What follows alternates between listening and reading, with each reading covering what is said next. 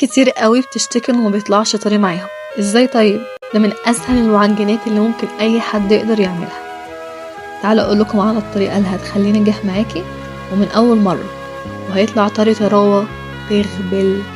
معايا 1.5 كيلو دقيق بما يعادل 10 أكواب ونص. هنخله كويس، ودي خطوة أساسية لا غنى عنها، سر من أسرار نجاح أي معجنات. نخل الدقيق، بعد ما نخلته هنزل بمعلقة صغيرة ممسوحة ملح، 4 معالق صغيرة سكر أبيض، وكيس بيكنج باودر. دي مقادير ل1.5 كيلو دقيق. هبدأ أدمج المكونات دي ببعض في العجين على أقل سرعة عشان ما يعفرش بره، ولازم العجن سواء في خميرة أو لا طبعا المية تكون دافية. ممنوع منعا باتا استخدام مية عادية من الحنفية. أديني نبهت، هستخدم 4 أكواب من المية الدافية، وده على حسب حاجة كل نوع دقيق. ممكن تستعملي أقل.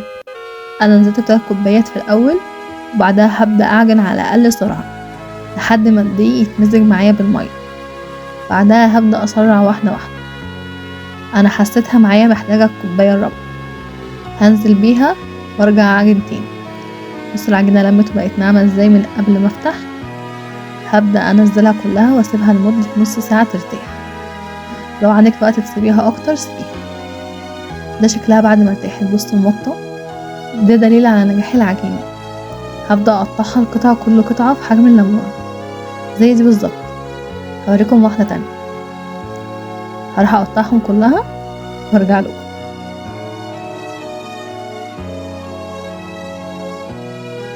بعد ما قطعتهم كلهم بحجم الليمون، عملوا معايا العدد ده من الكوب. اغطيهم بكيس وبعدها بغطا العجين لمدة نص ساعة، ولو تقدري تسيبيها برضو اكتر ياريت. بلاش نستعملها على طول من غير ما ترتاح. كل ما ترتاح كل ما هتساعدك في الفرد اكتر وهيخليها طرية معاكي. بصوا بعد ما ارتاحت طرية ازاي، بتبصم معايا على طول. هبدأ اسيح سمنة بلدي او زبدة زي ما تحبوا، ممكن زيت، بس طبعا افضل حاجة السمنة. هرش زيت على الرخامة وهجيب اول قطعة وهبدأ افردها بالراحة. هحاول افردها من غير ما تتقطع معايا.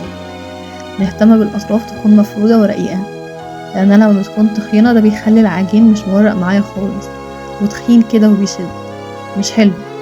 لازم كل طبقة ارش عليها سمنة، وحسب رغبتك برضه تكتري السمنة تقلليها، شوفي انت بتحبيها ازاي واعمليها. هبدأ اطبقها كده، هشيلها على جنب وهرش الرخامة تاني. ده بيسهل معاكي الفرد جدا، بيخليها بتجري كده مش تقيلة. هجيب قطعة من العجين وابدأ افردها بنفس الطريقة، واحدة واحدة، مش مستعجلين. نرش سمنة بلدي عليها بايدينا. نهتم بالاطراف على قد ما نقدر، ولو في حتة اتقطعت منك غصب عنك نحاول نقفلها.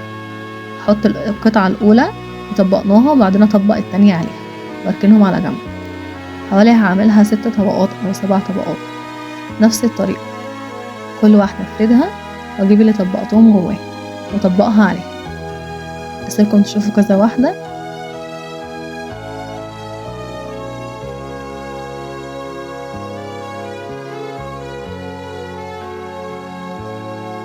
خطوة اساسية رشة زيت على الرخام، مينفعش تستغني عنها، هتسهل معاكي الفرد. لو ما عملتهاش هتتقل معاكي جدا، تحس ان العجينة تقيلة معاكي ومتتفردش بسهولة وتتقطع معاكي. بص بيخليها بتجري، تتفرد وهي بتجري. تنسوش برضو السمنة.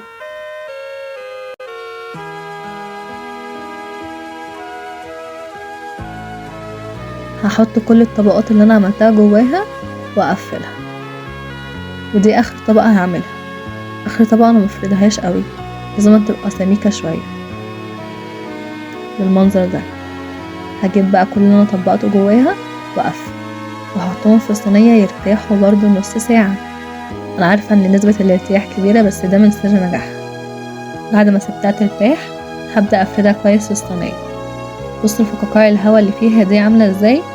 اول ما الاقي فقاقيع الهوا كده يبقى باذن الله ناجحة. ادخلها الفرن مسخن مسبقا، لازم يكون مسخن، مينفعش خالص تدخل على فرن هادي. حرارته لازم في البداية يكون سخن.